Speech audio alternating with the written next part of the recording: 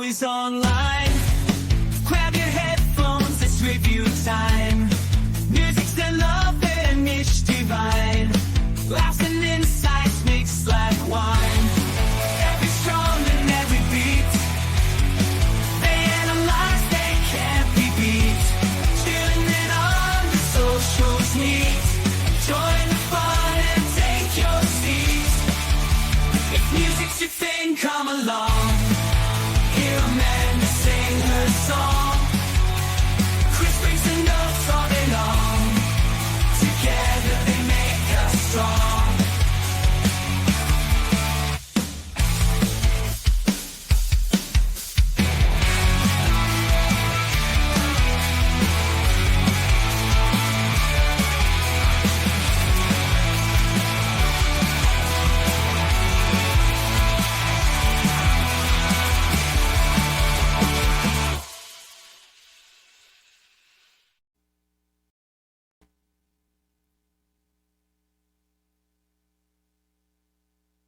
Everybody, how are you? There we go. Good morning, everybody. What's going on? Welcome to Song Swap Showdown. My name's Chris, and I am flying solo today, right here on Radio Garden State, as well as Facebook and YouTube, where normally I am joined by my amazing co-host, Miss Amanda Sharp. But we took off all of July, and we took off a little bit of August. I've done some live shows on Radio Garden State in between that time, but as far as the Song Swap Showdown feed has been concerned, it's been quiet. But hey, we are coming back, and I am flying solo, so I'll just address the elephant in the room right now. Is that Amanda has requested to take some more time off. She leads a very, very busy life, and she's got a lot going on in her personal life. So anybody that follows her on TikTok or Instagram or Facebook can kind of keep up with what's going on with her stories and all that, and she requested some more time off. So I was like, of course, Amanda, you take as much time as you want. So during her sabbatical, I'm going to try to do some solo shows, mix it up a little bit, and we'll see where it goes from there. But today, I thought, one of the things that I love doing, and this is a thing I think that anybody does with all their friends all the time, especially people who love music and love talking music, is making top 10 lists, right? So everybody loves putting together top 10 lists and talking about those and having those debates and all that. And even yesterday, I got together with a bunch of friends of mine from high school, and we love getting together and talking about lists, movies, everything. And it's fun, it's spirited, and you get into it. You have a good time. And that's the whole point, is have a good time. So one of the lists I thought that I'd kind of do today is top 10 album closers. Now, I think the art of the album is kind of a dying breed at this moment in the music industry, music as a whole, just because artists are finding that albums really aren't anything that some of the younger fans want, right? We've kind of gone back into a world where singles are the thing right now. Kind of like when the music industry very first started out, and bands and, artists were releasing singles and B-sides to singles. It's kind of gone back to that a bit. And albums aren't really, or full-length albums aren't what every fan wants anymore. And I'm not saying all fans, because, listen, there's guys like me. I see Dave is in the audience. What's up, Dave? I see Ian's here. Thank you, Ian, for tuning in. I know that these guys are fans of the album. And when bands put albums together, there's a lot of thought into it, the sequencing. How does the album start? How does the album end in particular? And when you can look back in history at some of the greatest records ever produced, ever written, just as much thought and care is put into how the album closes. And it really creates a really beautiful bookend to an otherwise phenomenal record. And I've always found that to be very powerful. How you end a record, right? What's the stamp? How does the story end? How does that record end? And, the feeling that you have after listening to that record, it's very powerful to me, and I've always loved it. And sometimes I find that album closers tend to be some of the best songs on the record a lot of times. It's just that lasting feeling and impression that you get. So today, I put together a list of some of my personal favorite album closers. I'd love to hear from you guys. So let me know in the comments as we go live. Anybody who's watching live, throw them on in. I'd love to know what your album closes are. I know Dave left a really nice list over on Facebook. Ian, I'd love to hear from you. I know my buddy Tony left a nice list, and some other people chimed in as well with some good album closers. So I'd love to hear from you guys. Let me know if you're listening to this on Spotify afterwards. There's a whole comment section, so please use the comment section.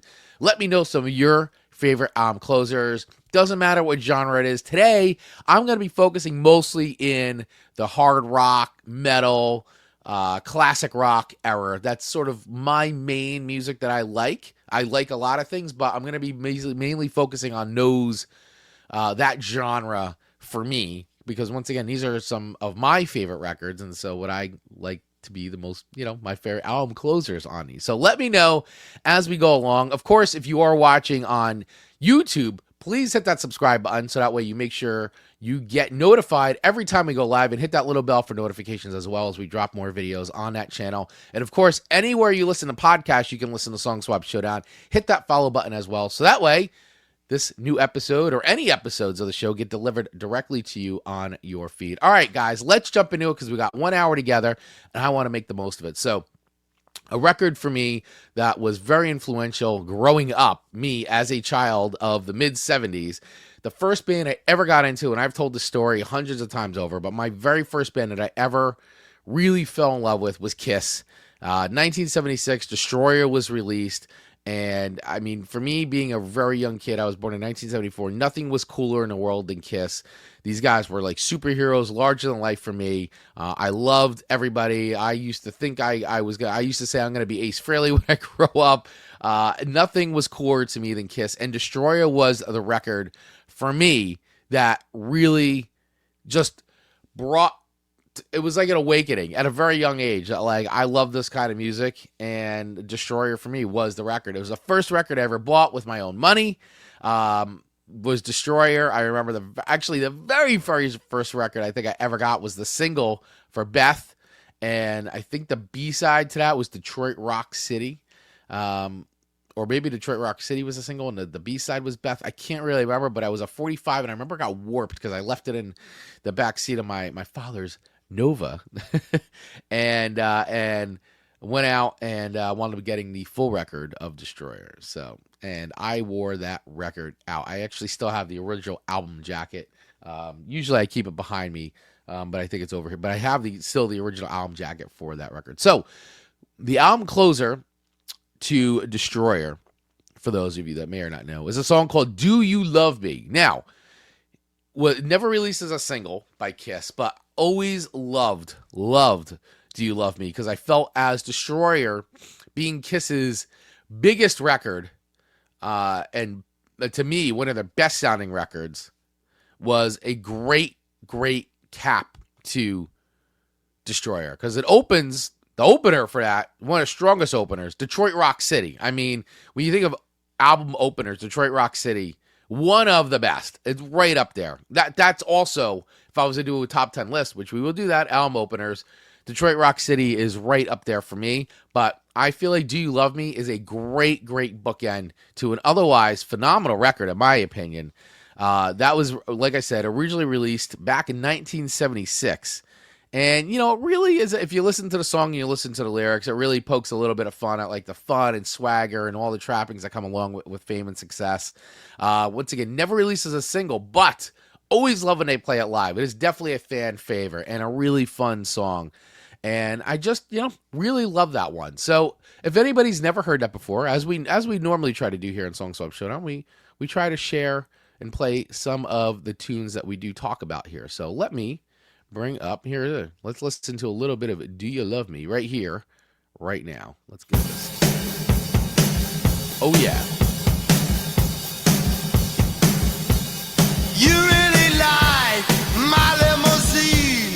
You like the way the wheels roll.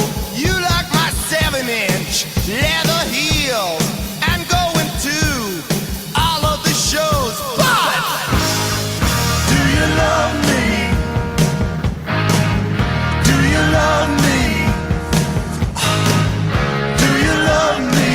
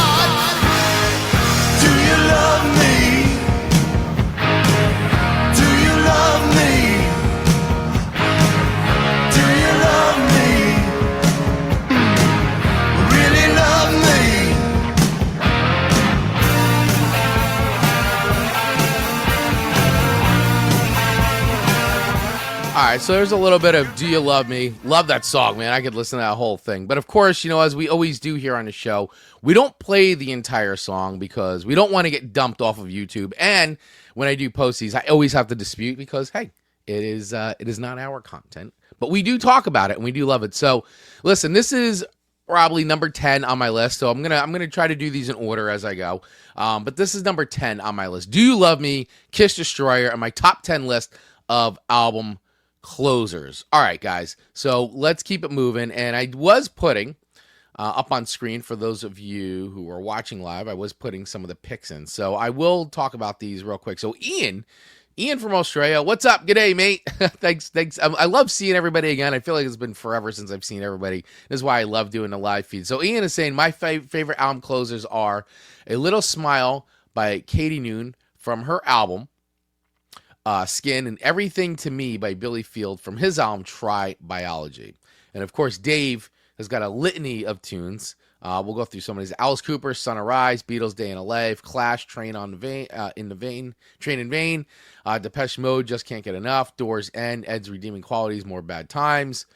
He goes on here, Fleetwood Mac's Gold Dust Woman, Howard Jones, No One Is to Blame, NXS, Don't Change, Led Zeppelin, When a Levee Breaks, Men Without Hats, Love in the Age of War, Monkeys, I'm a Believer, Monty Python, Spam, Prince, Purple Rain, REM, Superman, Simon Garfunkel, Cecilia, which, by the way, Cecilia is great because it was just featured very heavily in Happy Gilmore 2. I'm sorry, not Happy Gilmore, Stick. Oh my God, I got too many golf shows going on. Stick on Apple Plus, really cool how they wove that into Stick. Simon F., Here Comes My Laugh, Weird Al, Christmas at Ground Zero, and White Stripes, Cause and Effect. That's right. So if you've got some album closer picks, drop them in right now. I will read them off on the air. I'd love to see what you guys think. And if you're not watching live, it's okay. I still want to hear from you anyway. Drop them in. All right. My number 9 song for album closers, top album closers, is a tune by the one and only, one of my favorite bands in the world, Van Halen. That's right, Van Halen. And it's unbelievable because, once again, sometimes you don't think about some of these songs that were album closers. You're like, how was that an album closer? But it was. And this song in particular, coming off of Van Halen 2, is called Beautiful Girls. That's right, Beautiful Girls. What a great, fun song Beautiful Girls is. That song is one of my favorite Van Halen songs, and I think for a lot of people too. People love Beautiful Girls. It's a really fun song. It's very playful, super tongue-in-cheek. Definitely like very cheeky song. Of course, Van Halen 2 originally released in 1979, but very playful, very fun.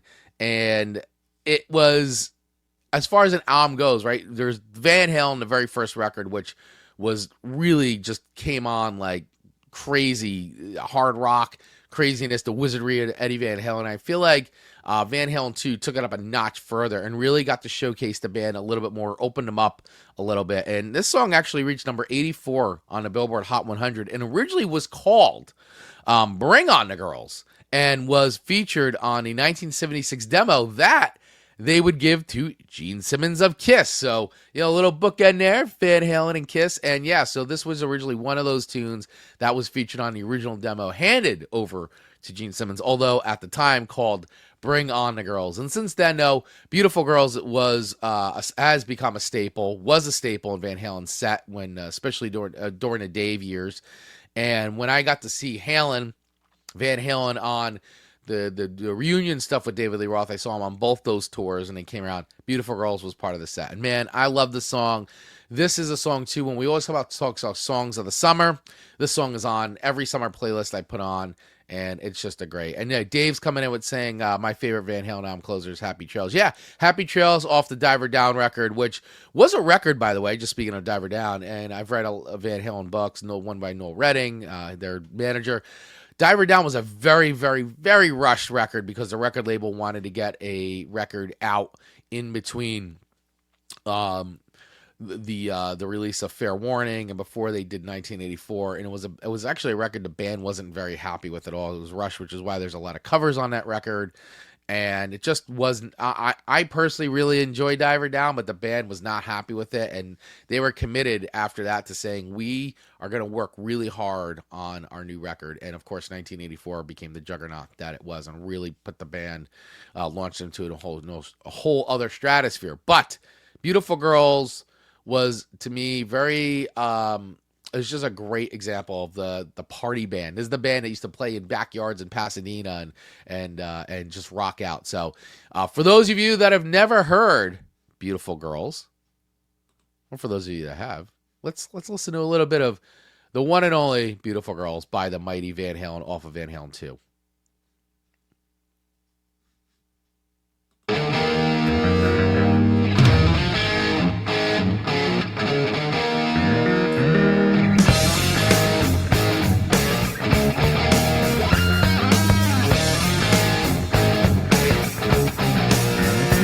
She was a seaside sitting, just smoking and a drinking on ringside, on top of the world, oh yeah. She had a drink in her hand, she had her toes in the sand, whoa, what a beautiful girl, ah yeah. One sweet talking honey with a little bit of ice, we don't know head around. Preach from the sea with the looks to me like she liked to fool around. What a snappy little man, we're gonna keep her happy, happy and accompany me to the ends of the earth. Ah, yeah. So I said, here I am, they know, man of the world, no. All I need is a beautiful girl. Ah, yeah, beautiful girls. Come on, honey, come on. Oh man, woo, love it. What a smoking song, man. Really love that song. And Eddie sounds great. I love the guitar solo on this one. It's just so much fun. I think when I think of Van Halen, the Dave years, like Beautiful Girls is in a top 10 song for me from the David Lee Roth years. Of course, you know, as I've said before, my favorite Van Halen song, my number one Van Halen song of all time is, of course, The Great Unchained. That's my favorite top Van Halen song of all time across the Dave and Sammy eras. But Beautiful Girls is in my top 10 list. I'm going to have to do that. I'm going to have to do a top 10 list of Van Halen songs for sure, which is always hard, you know, because Van Halen is such an amazing, amazing band. All right, so that was my number 9 pick for top album closers so far. If you're just tuning in now, my name's Chris, and I am the co-host of Song Swap Showdown, and today I am flying solo, and we're doing top 10 album closers for those of you tuning in to Radio Garden State right now. And so far, we've covered 2 songs. We did Kiss, Do You Love Me off of Destroyer, and we just talked about Van Halen, Beautiful Girls.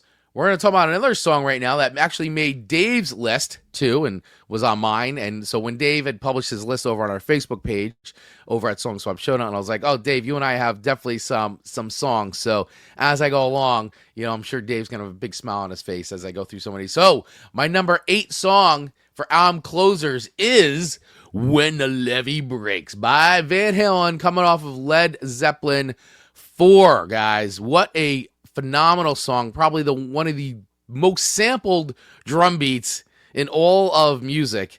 You know, the Beastie Boys for one, for sure, but that drum beat played by John Bottom is one of the most sampled like hip hop beats pretty much of all time. I think it might be the number one. I'd love for anybody who's into hip hop to really shed some light on that, but I feel like that drum beat, that drum sound comes up a lot in a lot of tunes. It was originally adapted, by the way, from those of you that don't know, from 1929 blues by Kansas Joe McCoy in Memphis Minnie. And it was reworked, of course, with Led Zeppelin, their groove. And that was something Led Zeppelin did. You know, say what you want, call them all the names in the world, man, but they definitely took a lot of cues and took a lot of inspiration from the old blues R&B stuff and reworked a lot of those songs. And so, like I said, say what you want with the history side of things, but When a Levee Breaks, excellent album closer to a monster record for Led Zeppelin. Led Zeppelin 4, of course, has the huge hits Rock and Roll, has Black Dog, and of course, Stairway to Heaven.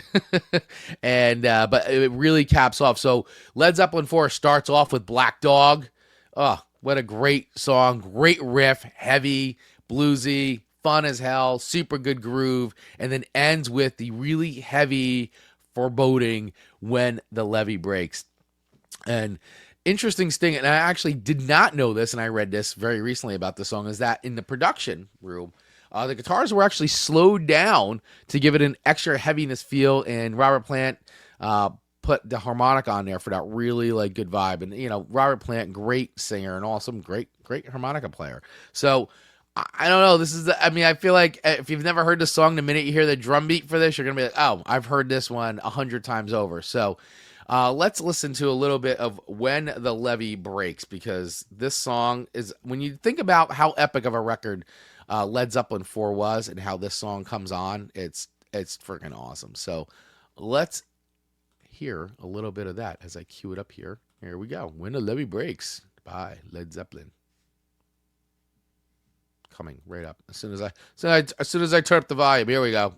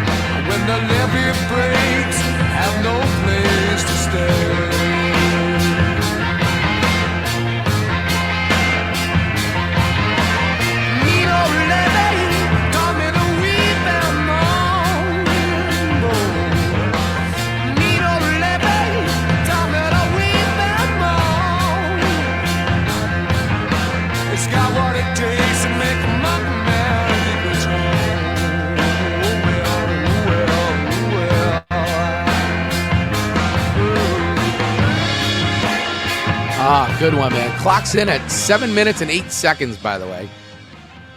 Great song. I'm still fascinated by the slowing the guitar down too. That was a fact I had not known until I started putting some notes together, and I thought I knew a lot about Zepp. By the way, great documentary. Highly recommend. Becoming Led Zeppelin over on Netflix, man. Oh my God. Great documentary for any Led Zeppelin fan, or if you're just a fan of music documentaries in general. Really well done, really cool, and it's very much about how they became Led Zeppelin. They're really coming together, getting the first record. Very, very, very cool stuff if you're into any kind of music documentary. So highly recommend. Should be top on your list. All right. So that was my number 8 top album closer, my top 10 list of album closers. We are cruising here today, guys, right here on a Chris-hosted version of Song Swap Showdown. So we're not doing any song swaps. We're not doing any record ratings today as we normally do on the channel. Today's I'm sharing a list. I love doing lists.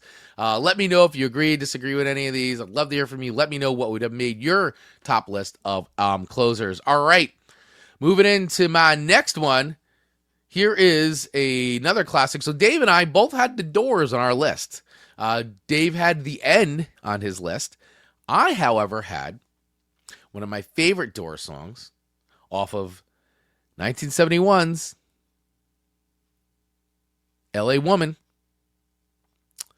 It would be Riders on the Storm. That's right. Oh, man, when I think of classic Doors songs. I mean, I think Riders in the Storm, I think, is on everybody's top 10 Doors songs list. But when you think about the lore and the history of Jim Morrison with the Doors, his poetry, and of course his mysterious death, Riders on the Storm is really a haunting end to the Jim Morrison story with the Doors, and was originally inspired by the song or poem Ghost Riders in the Sky.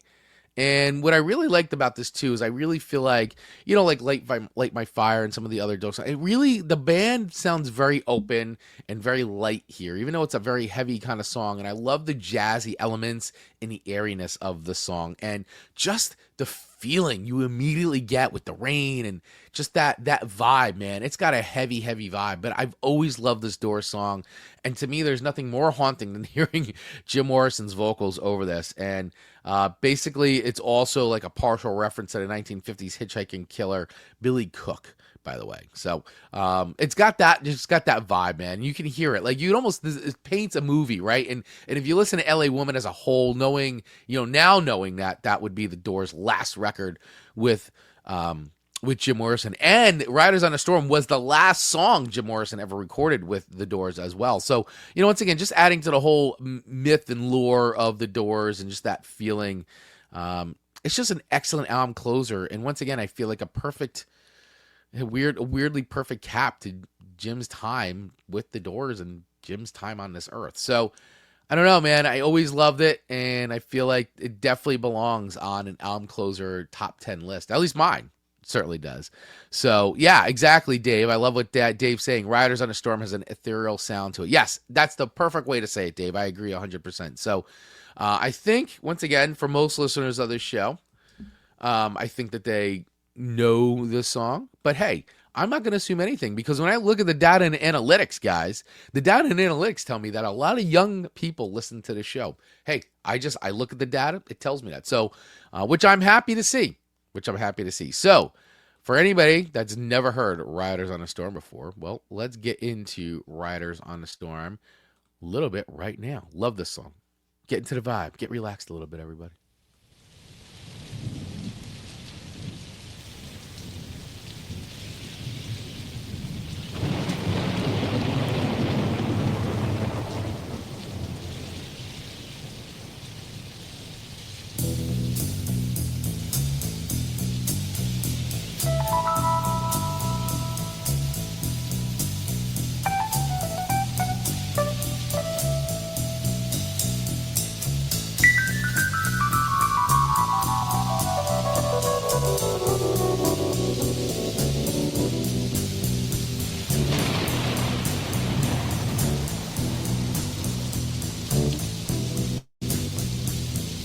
Riders on the storm,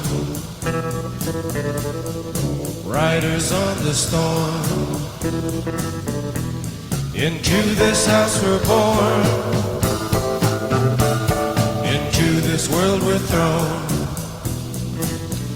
Like a dog without a bone, and packed her out alone. Riders on the storm. There's a killer on the road. His brain is squirming like a toad. Take a long holiday. Let your children play. If you give this man a ride, sweet family will die. Killer on the road. Yeah.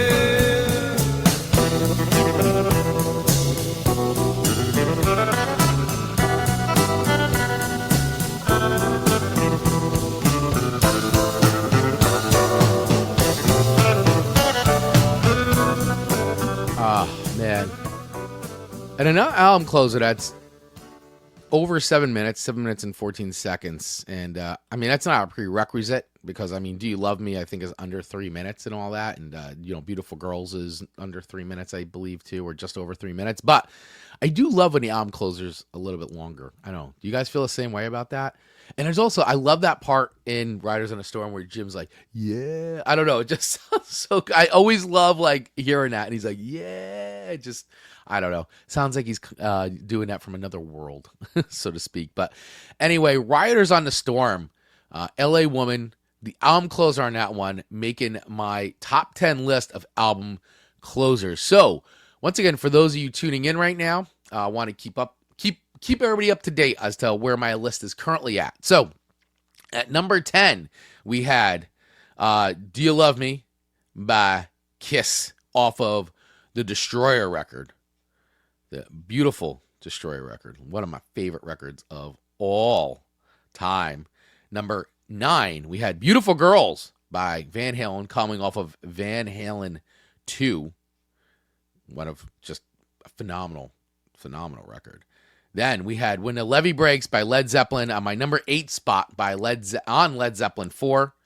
And then in my number 7 spot right there was Riders on a Storm by The Doors. Yeah. And Ian coming in with definitely worth listening to Aussie Richard Clapton's version of Riders on a Storm. Who's the Aussie Richard Clapton? Oh, Richard Clapton. Sorry. I thought it was Aussie version of Eric Clapton. Sorry. So Richard Clapton did I'll have to check that out, man. That sounds cool. Definitely worth listening. Once again, to Aussie Richard Clapton's version of Riders on the Storm. We'll have to check that out. And just going back a little bit too, Dave saying I really like Robert Plant's team up with Alison Krauss. Yes, my father, big fan of the Alison Krauss Robert Plant team ups as well. He, my dad loves those records for sure.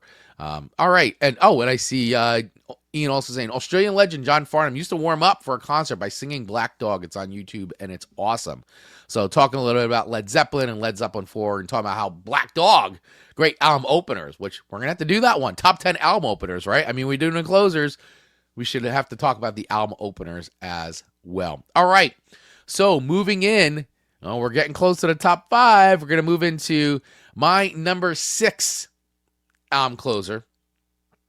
One of my favorite. And guys, this was tough because, and I know many of you may disagree with my top 5, which is A-okay, which is fine. That's why lists are fun and it gets everybody going. But my top 5 is very much indicative of my musical taste and some of what I consider to be my favorite records of all time, stuff that I grew up with, stuff that I hold near and dear, records I hold near and dear, records that shaped me and really influenced me and I feel like made me the person I am today, kind of a thing. But number 6 on my list of top closers is another very, I'm going to take one of Dave's word, ethereal sound to it. Another very dark, haunting song that on a record for a band that was transitioning, right? They had dropped a huge record with a song that they didn't even like that made them huge. And then to follow it up with The Bends, which was a record that saw the band transition, which would eventually get them over to OK Computer.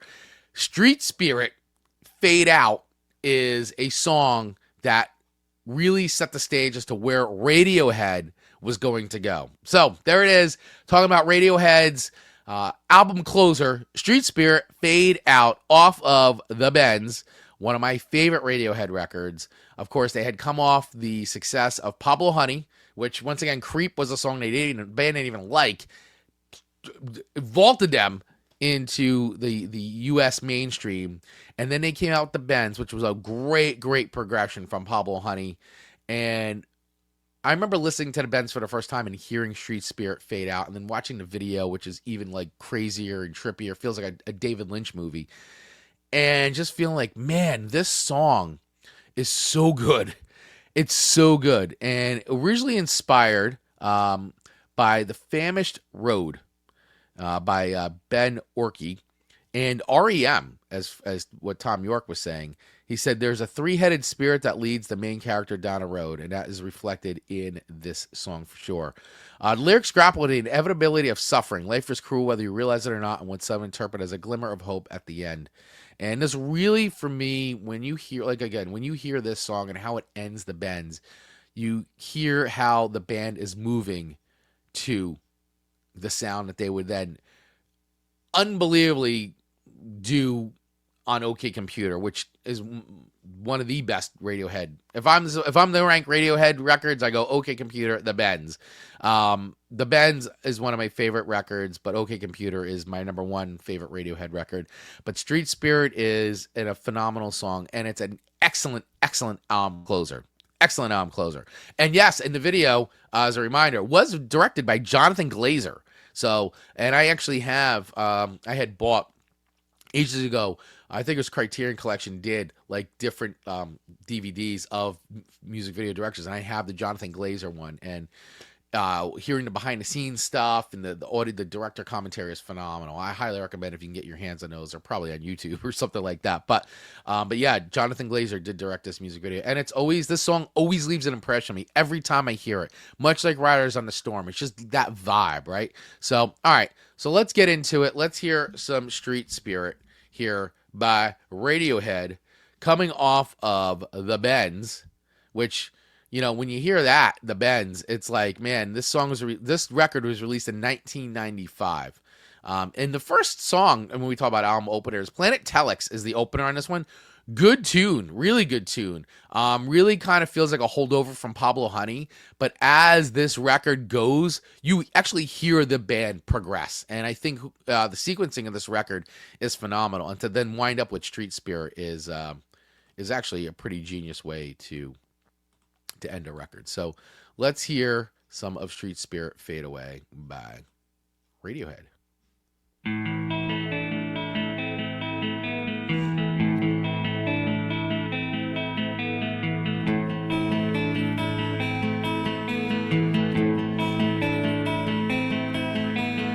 Rows of houses all bearing down on me. I can feel the hands touching me. All these things into position. All these things will one day swallow whole.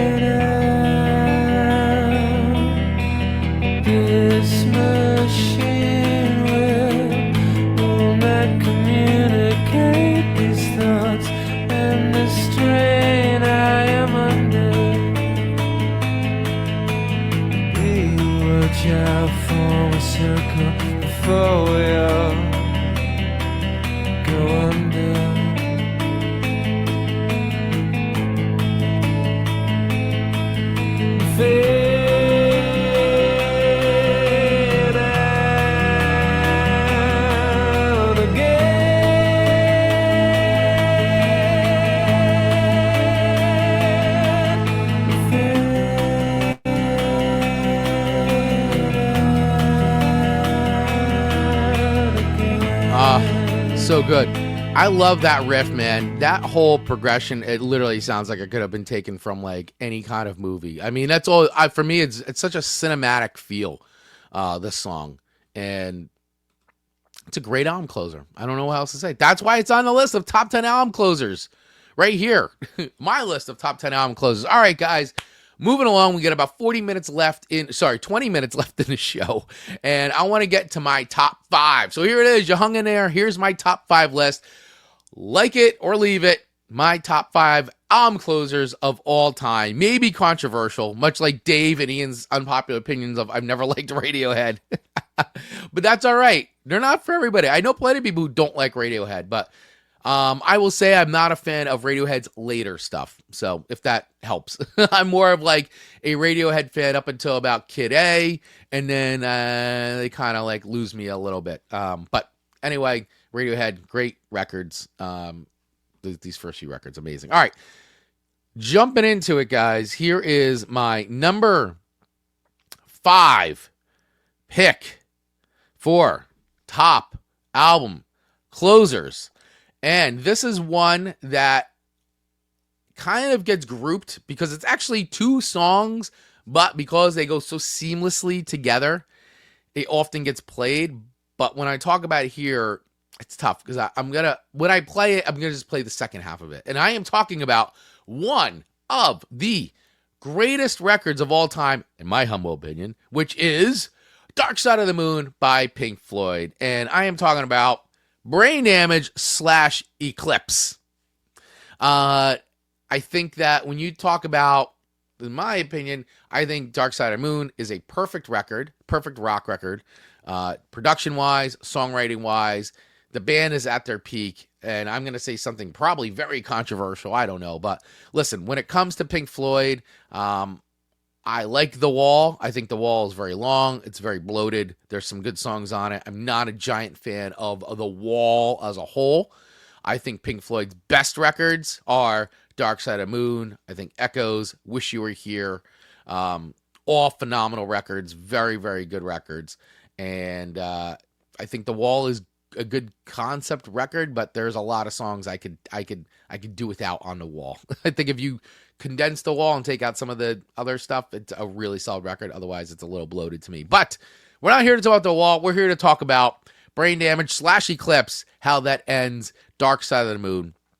And yeah, they just roll right into each other. So oftentimes when people play it, they play them back to back. And when you listen to it, it feels like, it is the perfect way to close the record. Originally written and sung by Roger Waters, and David Gilmour does the harmonies, and then later on when they'd split, David Gilmour would sing obviously the lead in this. But yeah, it basically, if you think about like how Dark Side of the Moon as a whole record feels, Eclipse, Brain Damage and Eclipse really just send it home for me. And man, I don't know what else to say about it. I mean, it's one of the best album closers, I think. When you talk about a perfect record that Dark Side of the Moon is, I mean, I don't know how else I would have ended it. I think that was the best way to end it. So, yeah, Dave was saying, damn, Brain Damage Eclipse almost made my list. Yeah, I mean, it's tough, right, Dave? When you start writing them down, you're like, oh my God, top 10. Like, there's so many great album closers, but top 10? Yeah, and for me, it's right up there. I always love listening to Dark Side of the Moon, and I like anticipate getting to Brain Damage and Eclipse. Like, and there's something so majestic about the way Eclipse goes and ends, and it's like, I don't know. I love it, and I love just basking in the sounds of that song. So let's listen to, I'm going to play a bit of Eclipse. So, because otherwise, once again, it's 2 songs, and I want to be able to get to it so people can get the flavor of it. So let's play Eclipse here. Once I get it queued up here on my machine. Here we go. All right, here we go. Here is Eclipse, and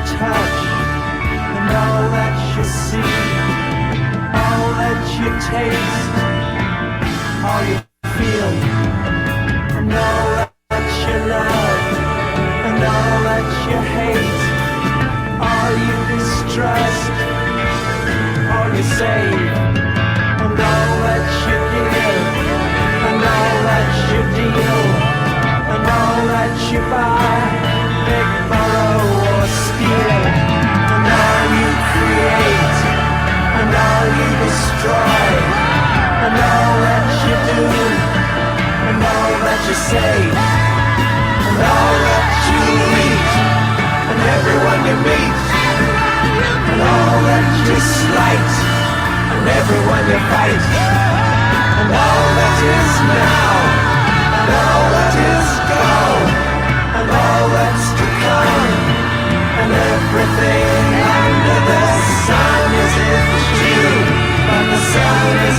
Lips by the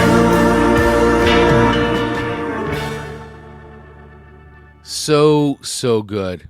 Perfect album closer, guys. Perfect album closer to a legendary record for sure.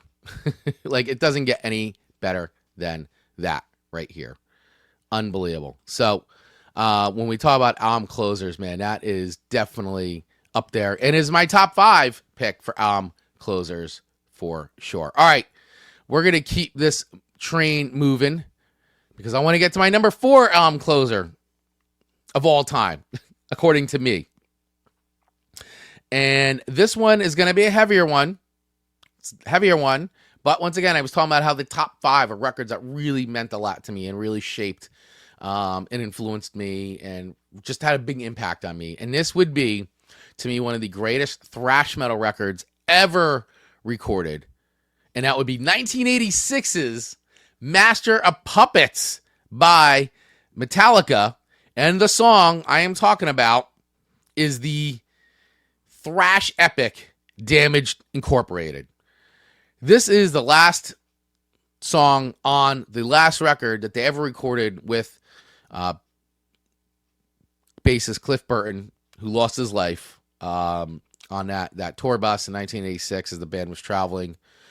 And a horrible accident that took his life and really robbed all of us, not only his family, but all of us, of an incredible musician and an amazing talent who was a very, very big part of Metallica's sound and the songs and Master of Puppets. I mean, he was a main architect of the songwriting process within Metallica. And, it's a loss that still felt very much to this day. We were definitely robbed of an amazing musical talent in Cliff Burton. And this is a song, to me, when you think about perfect album caps to a ferocious record, a thrash metal classic, a record that has gone on to spawn and influence almost anybody that picks up guitar today in the metal world. Master of Puppets is the blueprint for, to me, thrash metal perfection. It really is. And it's a perfect blend of chaos and beauty, that song. And the way album openers, we're talking about album opener, it starts with Battery, which starts quiet and goes ferocious, crazy, awesome song, and then bookends with something just as ferocious and crazy in Damage Incorporated. And just love it. Love this song. Pure thrash madness. So let's listen to a bit of Damage Incorporated. I know for all you other listeners out here that don't really like Metallica or find this to be too heavy, I'm sorry. I apologize in advance, but I don't really. Actually, I shouldn't apologize. It's what I like. I like what I like, guys. I like what I like. and I love Damage Incorporated. This is such an influential record to me. One of the records that I just completely wore it out. Unbelievable. So, all right, here we go. Here's a little bit Damage Incorporated.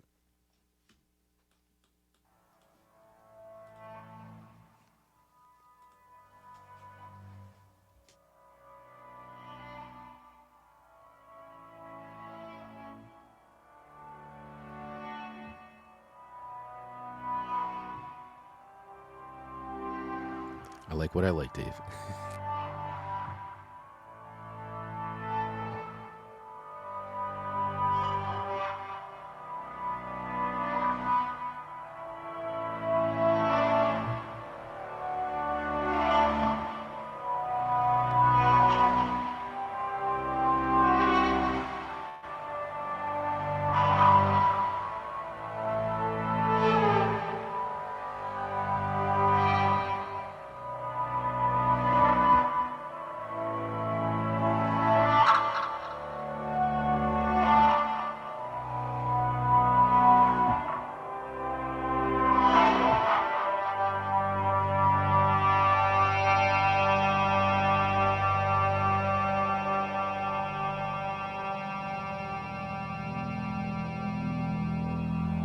Here it comes. Here it comes.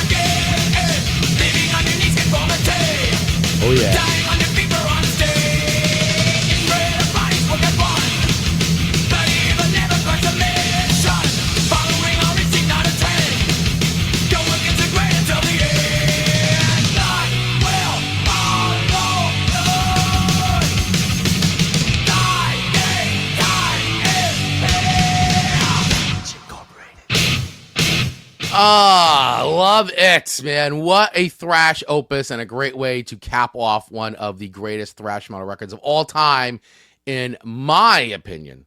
My opinion. Agree or disagree? Absolutely unbelievable. All right, guys, here we go. Moving into now my top 3. So that was number 4, Damage Incorporated. Number 5 was Eclipse, Brain Damage Eclipse by Pink Floyd. And here we go. My number 3 album closer of all time, getting into one that was on Dave's list, Prince, Purple Rain. Oh my God. What a freaking song. I can't tell you, when Prince passed away, I think I've listened to this song on repeat like a billion times. If you see all the stream counts on it, I know I'm in there. I just find this song to be absolutely unbelievable. And when you get to this point in Purple Rain, the movie, I absolutely love it.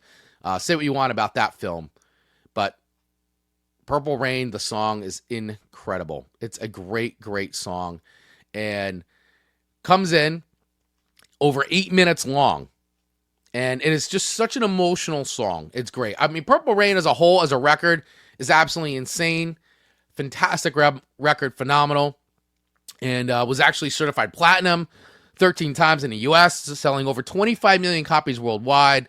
Won the Grammys and an Oscar, by the way, for Prince. Released in 1984. Man, this song holds up. It is great. And basically recorded live in one take. That's right.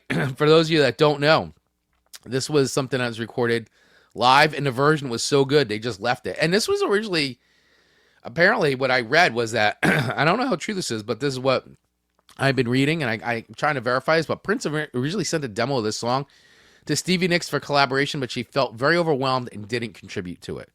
Can you imagine Stevie Nicks on Purple Rain? Prince has said Purple Rain stands for faith in navigating the end of the world and loving with divine guidance. This is just unbelievable. And the guitar playing, this is when I feel like, for me, I mean, Let's Go Crazy is, and Prince rips, but this is the one where you really, for me, I realized for the first time how amazing of a guitar player Prince truly is. So here's a little bit of Purple Rain for everybody out there.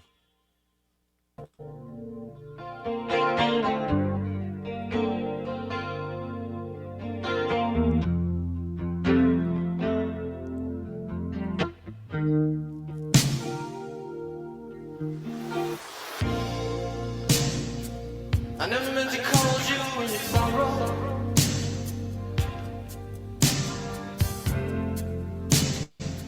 I never meant to call you when you pain.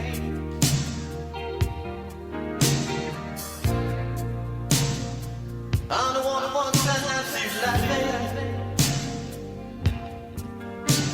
I only want to see you laughing in the purple rain. Purple rain, purple rain.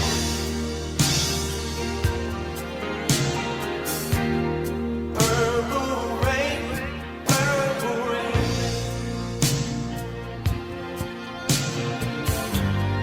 Purple rain, purple rain.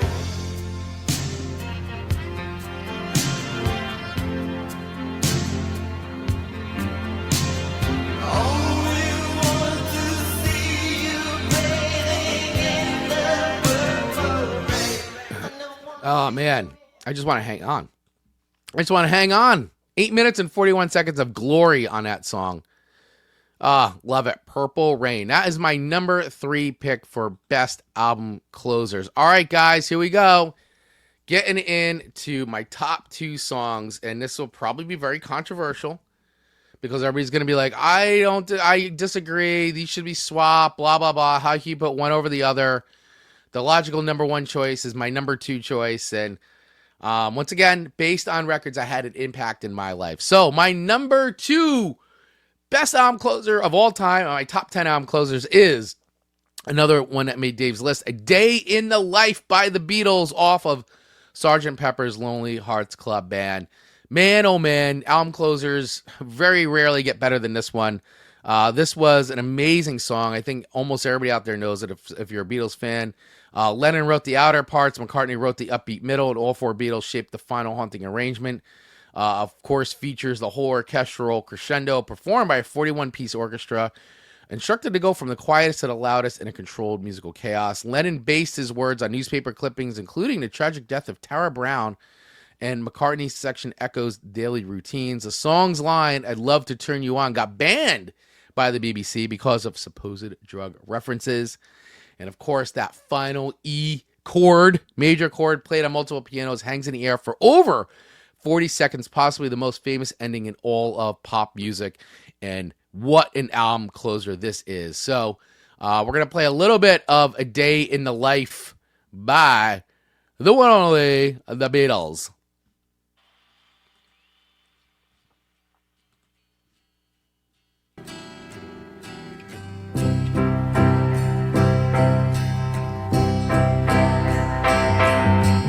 I read the news today, oh boy, about a lucky man who made the grade.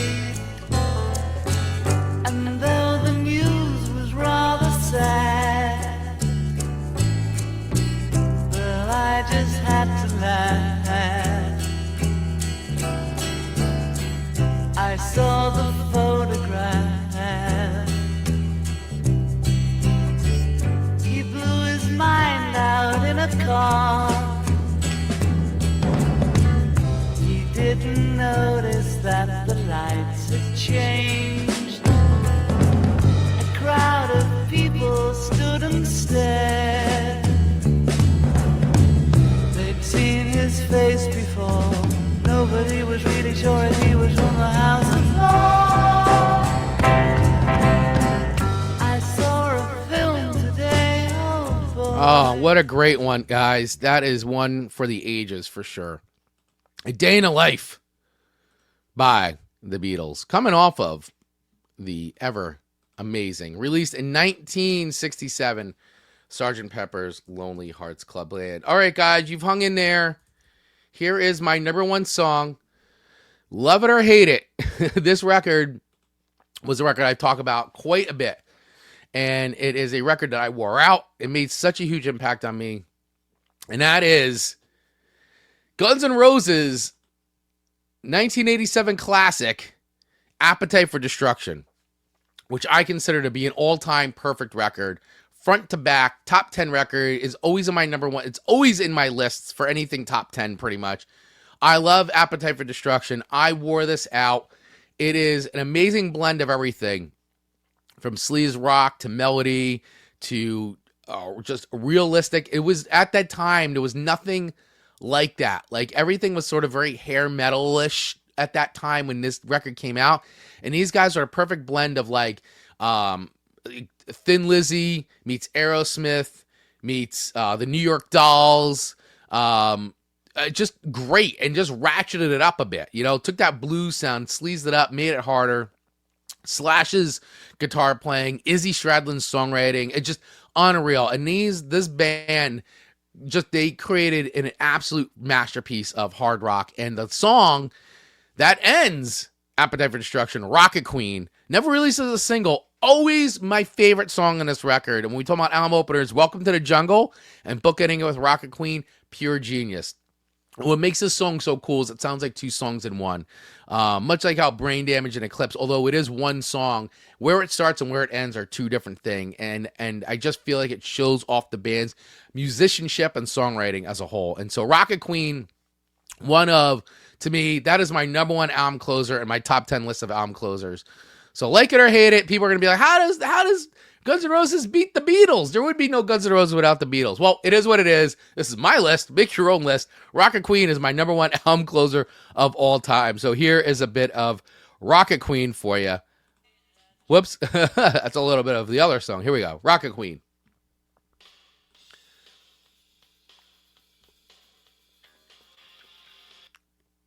Let's take that again because it didn't broadcast out. Here we go. Rocket Queen. Live radio.